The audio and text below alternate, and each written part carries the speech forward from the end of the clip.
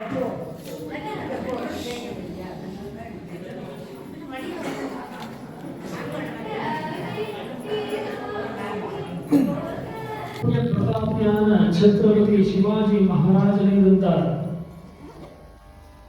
அவருடைய ஆజ్ఞைப்படி ராஜ்யத்தை ஆண்டிருந்த பேஷ்வா பரம்பரை இங்கே இருந்தது. ஒரு காலத்தில் இது சாம்ஸ்கிருதிக ராஜதானியாக இருந்தது. இப்படி ஒரு பெயர் பெற்ற புண்ணிய நகரத்திலே பல விசேஷங்கள் எல்லாம் இருக்கிறது. இந்த விசேஷத்தில் ஒரு விசேஷம் என்று கேட்டால், ஸ்ரீ க்ஷேத்திர சகடபுர ஸ்ரீஞ்சா பீடம் 1995 இங்கே வந்தது. அது என்ன விசேஷம் என்று கேட்டால், என்னுடைய குருநாதர் ஏற்கனவே யாத்ரா சந்தர்ப்பம் பூனா மும்பை எல்லாம் வந்திருந்தார்.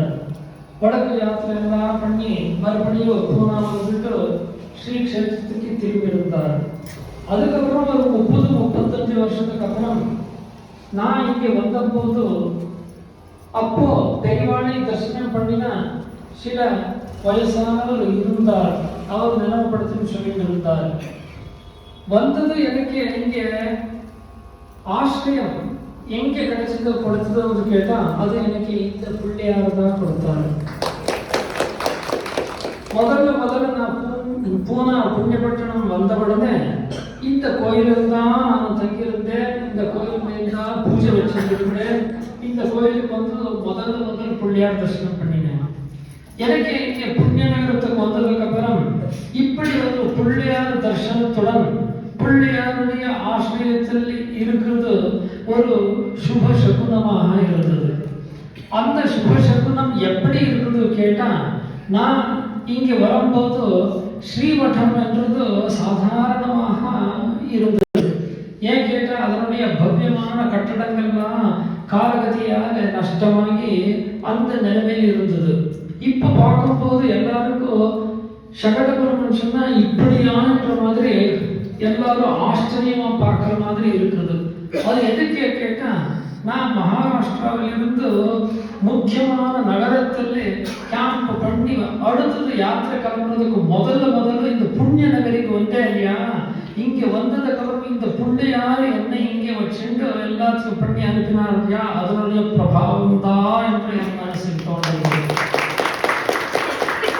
இது சொல்றதுக்கு இன்னும் ஒரு காரணம் இருக்கிறது. இங்கே பிள்ளையாருடைய தரிசனம் பண்ணி நான் இங்கே இருந்து மும்பை கிளம்பினேன்.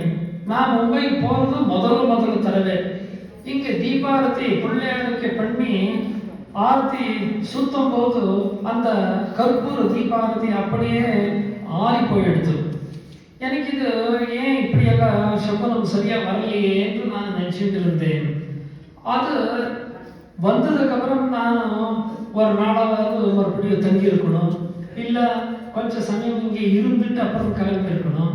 நான் பிள்ளையாருடைய பிரார்த்தனை பண்ணிட்டு அப்படியே கிளம்பிட்டேன்.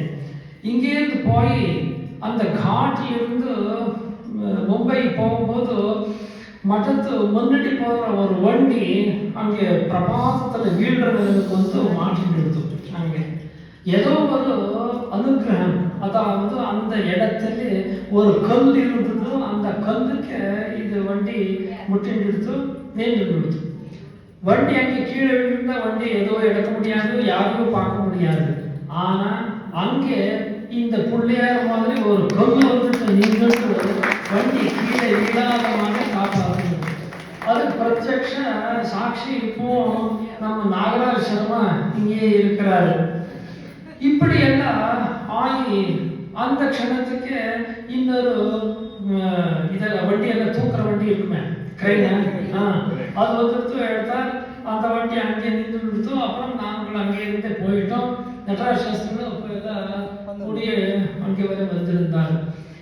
அங்கே இருந்த யாத்திரை எல்லாம் ஆனதுக்கு அப்புறம் நான் வடக்கு நோக்கி போயிருக்கணும் யாத்திரை.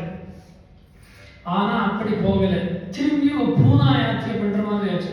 அது நாங்கள் யாரும் நினைச்சதெல்லாம் வந்தா அது திரும்பி பூனா யாத்திரை ஏன் வந்ததுன்றே எனக்கு தெரியாது. ஏன்னா அங்கேருந்து முன்னாடி போயிட்டே இருக்கணும், மறுபடியும் திரும்பி பூனா வந்துட்டோம்.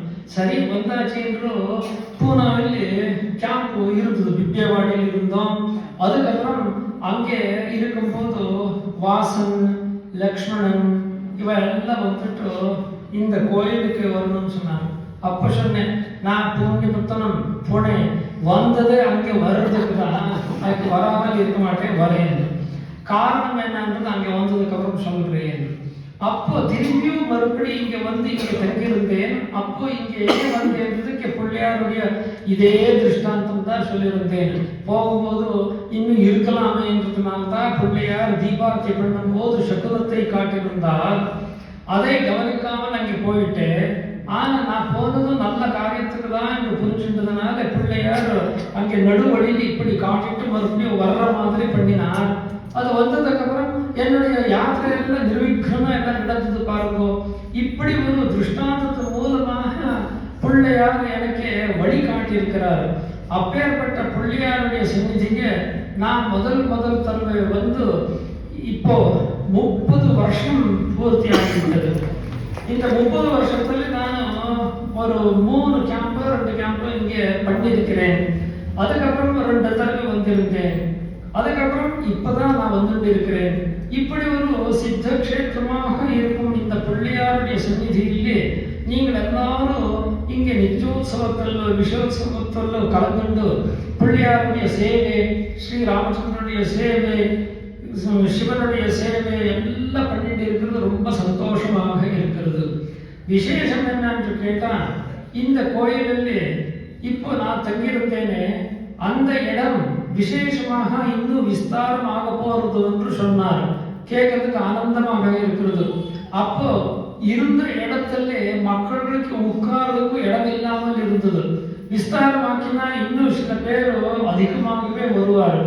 இப்படி ஒரு ஏற்பாடெல்லாம் ஆனதுக்கு அப்புறம் நிச்சயமா பிள்ளையாருடைய சந்நிதிக்கு மறுபடியும் நான் வருவேன். அந்த சந்தர்ப்பம் எல்லோருடைய சகயோகத்தினால சீக்கிரமா வரட்டும் என்று என்னுடைய ஆசை. பிள்ளையாருடைய பரமானுகிரகத்தினால உங்க எல்லா இஷ்டார்த்தங்களும் நிறைவேறி, காரியங்களில் இருக்கிற எல்லா விக்னங்களும் விலகி, எல்லா காரியங்களும் விஜயப்பிரதமாக நடந்து சுக சந்தோஷம் ஏற்படணும் என்று பிள்ளையாருடைய சரணாரவிந்தத்தில் வேண்டிட்டு இத்துடன் முடிக்கிறேன்.